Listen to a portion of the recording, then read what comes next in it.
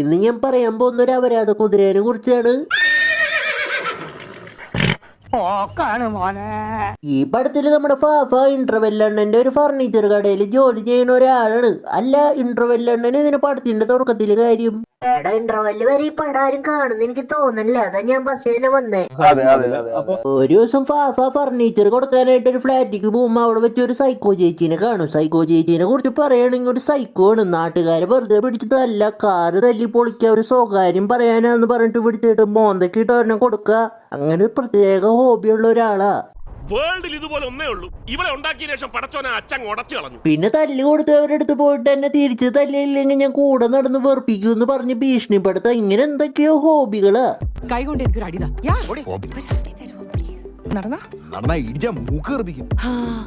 അതാണ് എനിക്ക് വേണ്ടത്. പിന്നെ സൈക്കോ ചേച്ചി നമ്മുടെ ഫാഫയുടെ വീട്ടിൽ വന്ന് വെറുപ്പിക്കാൻ തുടങ്ങും. അപ്പൊ നമ്മുടെ ഫാഫയ്ക്ക് ദേഷ്യം കയറിയിട്ട് എന്തിട്ടാണ്ടൊക്കെ എക്സ്പ്രഷൻ കാണിക്കും. മിക്കവാറും നാഷണൽ അവാർഡ് കിട്ടാൻ ചാൻസ് ഉണ്ട് കേട്ടോ. ഇത് പശു ചാണകം ഇടുമ്പോഴുള്ള ഭാവമാണ്. Satisfaction level. പിന്നെ ഫാഫയുടെ ഇടി കൊണ്ടിട്ട് സൈക്കോ ചേച്ചിയുടെ ബോധം പോയിട്ട് ആശുപത്രി പോകുമ്പോ സൈക്കോ ചേച്ചിയുടെ തന്തയായിട്ടുള്ള കൺവിൻസിങ് അണ്ണനും ഫാഫയുടെ തന്തയായിട്ടുള്ള ജംഗിളി റിമിയും വരും. എന്നിട്ട് അവരെന്നിട്ടാണ്ടൊക്കെ സംസാരിക്കും. ജംഗിളി റിമിയെ കാരണമൊന്നും മനസ്സിലായില്ല എന്നിട്ട് പറഞ്ഞേന്ന്. പിന്നെ നമ്മുടെ കൺവിൻസിങ് അണ്ണൻ എന്റെ മോള് നല്ല മോളെ, നീ ധൈര്യമായിട്ട് കെട്ടിക്കോളാൻ പറയും. അപ്പൊ തന്നെ നമ്മുടെ ഫാഫ കൺവിൻസ് ആയിട്ട് അവളെ അങ്ങ് പ്രപ്പോസ് ചെയ്യും. ഒരാളെ കുഴിയില് ചാടിക്കാൻ എന്ത് രസല്ലേ.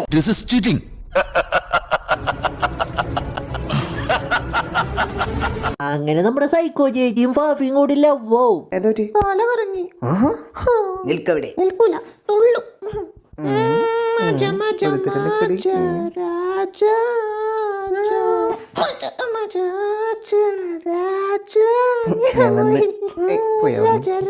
പിന്നെ കല്യാണത്തിന്റെ തലേ ദിവസം സൈക്കോ ചേച്ചി ഫാഫിയോട് കുതിരപ്പുറത്ത് കല്യാണത്തിന് വരാൻ പറയും. ഫാഫ സമ്മതിച്ചിട്ടുണ്ട്. കുതിരപ്പുറത്ത് വരുമ്പോ കുതിരപ്പുറത്ത് നിന്ന് വീഴും.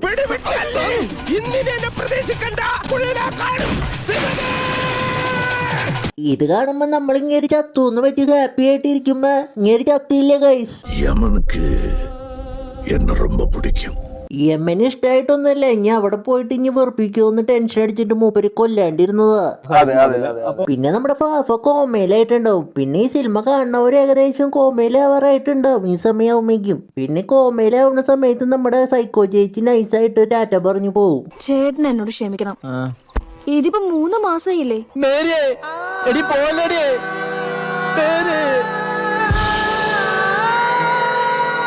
പിന്നെ സൈക്കോ ചേച്ചി തേച്ചു പോയ കാര്യം അറിയുമ്പോ നമ്മുടെ ഫാഫ കോമയെന്ന് എഴുന്നേക്കും.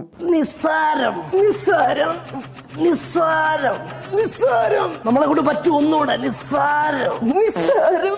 പിന്നെ ഇങ്ങേര് സൈക്കോ ചേച്ചിനെ കാണാൻ പോവും. അപ്പൊ സൈക്കോ ചേച്ചി വേറെ കല്യാണമൊക്കെ സെറ്റ് ആയിട്ട് ഇരിക്കായിരിക്കും. അപ്പൊ നമ്മുടെ അണ്ണനോട് ടാറ്റ പറയും സൈക്കോ ചേച്ചി.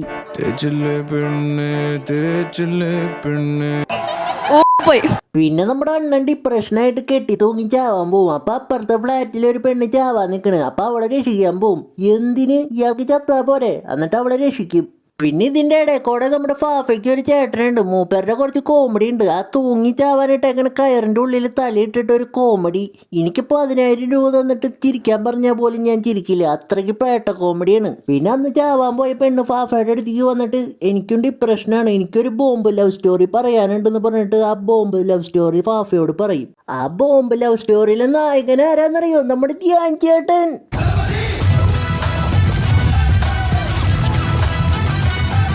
ധ്യാൻ ചേട്ടൻ്റെ ഈ സിനിമയിലെ എൻട്രീനെ കുറിച്ച് പറയണമെങ്കിൽ ഓൾറെഡി പൊട്ടിത്തെറിച്ചിരിക്കുന്ന സാധനത്തിൽ പെട്രോൾ ഒഴിച്ച പോലത്തെ ഒരു എൻട്രി ആയിപ്പോയത്.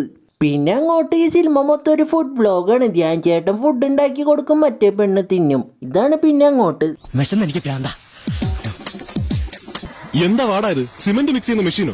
പിന്നെ ഈ സിനിമയിൽ ഇവരുടെ ലവ് സ്റ്റോറി എന്തിനു കാണിക്കണേന്ന് ചോദിച്ചിട്ടുണ്ടെങ്കിൽ ഇതൊരു പേട്ടപ്പാടാണ്. അപ്പൊ അങ്ങനെയൊക്കെ ഉണ്ടാവും. അങ്ങനെ ഒരു ഫുഡ് കഴിച്ച് അവസാനം ലവ് ആവും. പിന്നെ നമ്മുടെ ധ്യാൻ ചേട്ടൻ സ്കൂളിലൊക്കെ ഫേമസ് ആട്ടാ. Hi bomb star. അയ്യോ, പിള്ളേർക്കൊക്കെ എന്നെ അറിയാലോ. പിന്നെ കുറച്ച് ദിവസം കഴിയുമ്പോൾ ധ്യാൻ ചേട്ടനും കറക്ഷനോട് പിന്നെ വരാം, ഞാൻ ഒരു സ്ഥലത്ത് ബോംബ് ഇടാനായിട്ട് പോവാണ്, എന്റെ ഡേറ്റ് കഴിഞ്ഞു എന്ന് പറഞ്ഞിട്ട് ഒരു സ്ഥലത്തേക്ക് പോവാന്ന് പറഞ്ഞിട്ട് പോവും.